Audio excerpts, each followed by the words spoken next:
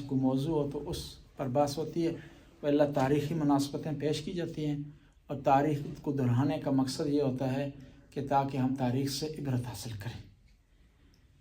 ربیع الثانی کا مہینہ ہے۔ ربیع الثانی کی 12 تاریخ کو نماز کی رکعت میں اضافہ ہوا ہے۔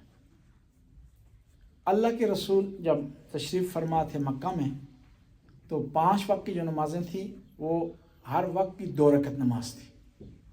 صبح کی 2 رکعت تھی، ظہر کی 2 رکعت، یعنی فرض نمازوں کی بات کر رہا ہوں، واجب نمازوں کی۔ عصر کی 2 تھی، مغرب کی 2 تھی، عشاء کی 2 تھی۔ اب 12 ربیع الثانی کو پہلے ہجرت کے پہلے سال کو خدا کی طرف سے حکم آیا کہ نماز کی رکعت میں اضافہ ہو جائے۔ اور اب بعض اوقات لوگ اس کو جوڑتے ہیں معراج کے واقعے سے، تو وہ صحیح نہیں۔ کیوں کہ وہ جو حدیث بیان کی جاتی ہے کہ اللہ کی طرف سے 5 رکعت کا حکم آیا تھا تو پیغمبر نیچے آئے معراج سے، دوسرے آسمان میں حضرت موسیٰ سے ملاقات ہوئی، اور حضرت موسیٰ نے کہا کہ آپ کی جو امت ہے 500 رکعت نہیں پڑھ سکتی، لہذا واپس جائیں۔ ٹھیک ہے جی، حضرت محمد مصطفیٰ واپس چلے گئے، اب 500 سے 200 آ گئی۔ پھر آئے، انہوں نے کہا نہیں یہ بھی نہیں ہو سکتا جی، واپس چلے جائیں۔ 3-4 دفعہ آئے گئے ہیں تو آخر میں یہ طے ہوا کہ 17 رکعت ہوگی۔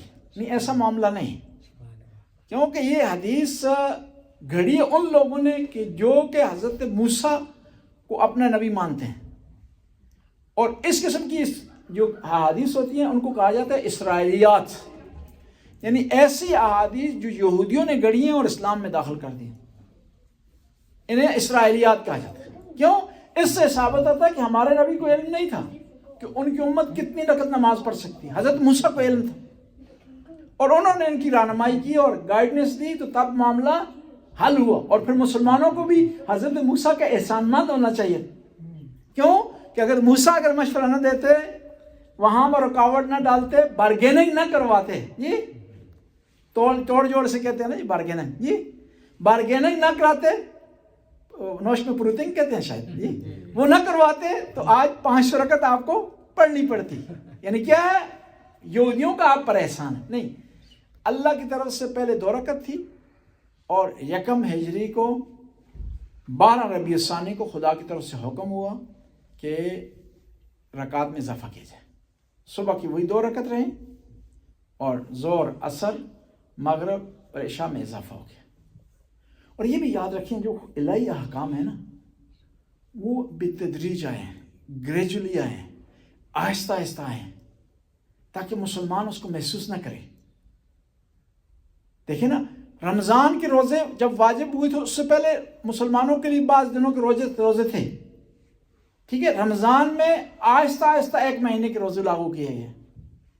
شراب یک دم منع نہیں ہوئی۔ کیا ہوا کہ پہلے حکم آیا کہ یہ شراب جو ہے، قرآن میں لکھا ہوا ہے کہ اس میں نفع بھی ہے نقصان بھی ہے، لیکن اس کا نقصان زیادہ ہے۔ تھوڑی سی ان کو تنبیہ کی گئی، سمجھا دیا گیا کہ نقصان زیادہ ہے۔ پھر کہا گیا کہ تم شراب جو پی رہے ہو نا، کم از کم نماز میں نہ پیو۔ ٹھیک ہے جی، لا تقربوا الصلاۃ وانتم سکارا، کہ جب تم نشے کی حالت میں ہو نماز نہ پڑھو، یعنی کم از کم اس سچویشن میں نماز تم نہ پڑھو۔ پھر آہستہ آہستہ حکم آگے بڑھ گیا، کہا ان الخمر والمیسر والانصاب رجس من عمل الشیطان، کہ یہ شیطانی کام ہے، یعنی اٹل حکم آ گیا۔ یعنی عرب جو عادی تھے شراب پینے کے، وہ اچانک چھوڑ نہیں سکتے تھے، تو آہستہ آہستہ ان کو عادی بنایا گیا تاکہ وہ چھوڑ دیں۔ اور یہ قانون بھی ہے۔ آپ ڈاکٹر کے پاس جاتے ہیں نا، کوئی آپ کو اجنبی ڈاکٹر دوائی دینا چاہتا ہے نا، نہیں، جو آپ کی باڈی کے ساتھ فٹ نہیں ہے، پہلے اس کی کم ڈوز دیتا ہے، یہی ہوتا ہے نہیں؟ بہرحال مجھے تجربہ ہے، مجھے ڈاکٹر کے پاس جاتا رہا ہوں بس، جی کہ پہلے کم ڈوز اس کی دیتا ہے، پھر آہستہ آہستہ اس کو بڑھاتا ہے، پھر مطلوبہ ڈوز تک لے جاتا ہے۔ میں نے ڈاکٹر سے سوال کیا کہ آپ ایسا کیوں کر رہے ہیں؟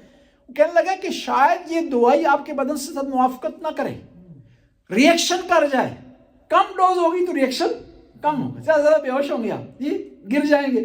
اگر ساری اکٹھی ڈوز دے دی جائے گی تو آپ کیا آ جائیں گے، آپ ممکن ہے زیادہ آپ کو صدمہ پہنچے، نقصان پہنچے۔ اسلام نے بھی اس قانون سے فائدہ اٹھاتے ہوئے کہ انسان کی جو باڈی ہے نا، وہ یکدم چھوڑنے پر کیا ہے، اس کو نقصان پہنچ سکتا ہے، اس کو روح روان کو نقصان پہنچ سکتا ہے اور مشکل ہو سکتا ہے اس کے لیے۔ اس لیے اسلام نے کیا کیا، محرمات کے حوالے سے بھی تدریجی عمل کو آگے بڑھایا، واجبات کے لحاظ سے تدریجی عمل کو آگے بڑھایا، تاکہ انسان عادی ہو جائے۔ اور یہ کس میں درس دیا ہمیں کہ آپ اپنے بچوں کی تربیت کرنا چاہتے ہیں تو یکدم کچھ 4-5 کام اس کے حوالے نہ کریں، تھوڑا تھوڑا ان کو عادی کریں۔ لبنان میں بہت بڑے آیت اللہ تھے، شرف الدین موسوی صاحب، ان کے پاس ایک عیسائی آ گیا۔ لبنان میں عیسائی ملک ہے، یہ میجورٹی عیسائیوں کی، وہاں پر 50 سے 60% عیسائی۔ اس نے کہا کہ میں مسلمان ہونا چاہتا ہوں لیکن میں اتنی کٹھن نمازیں نہیں پڑھ سکتا ہوں، 5 وقت میں وضو کریں جی، نماز پڑھیں جی، ٹھیک ہے جی، ایسے معاملات۔ تو انہوں نے اس کو کہا کہ تم نے صرف ہفتے کے دن جمعے کی نماز پڑھنی، لیکن اس کے بعد 6 مہینے مجھے بعد رپورٹ دینی ہے تمہیں۔ وہ جمعے کی نماز نے پڑھی، پھر رپورٹ دی، انہوں نے کہا اب صبح کی پڑھ لیا کر جی، صبح کی اس نے پڑھی، پھر اس کو کہا بھی زور کی پڑھ لیا کر جی۔ اور آخر میں وہی آدمی جو کہ جس کے لیے 5 وقت کی نماز مشکل تھی، وہ عاشق ہو گیا نماز کا۔ یعنی آپ اگر چاہتے ہیں کسی کی تربیت کریں، عادی بنانا چاہتے ہیں، تو کوشش کریں سٹیپ بائی سٹیپ آگے چلیں، ورنہ معاملہ پتہ کیا ہوگا کہ وہ نیا آدمی مسلمان ہو گیا نا، مسلمانوں سے مسجد میں لے کے صبح کے وقت، صبح کی نماز اس نے پڑھی، کہا ابھی چاشت کی نماز بھی پڑھنی۔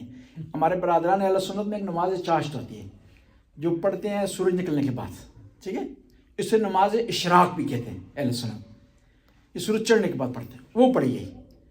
پھر زور کا ٹائم ہو گیا، زور پڑھی گئی، اور ہم تو اکٹھی پڑھ لیتے ہیں نا واجبات، صرف وہ علیحدہ پڑھتے ہیں اور پھر سنتے بھی پڑھتے ہیں، مستحب بھی پڑھتے ہیں، نوافل پڑھتے ہیں، وہ پڑھی گئی۔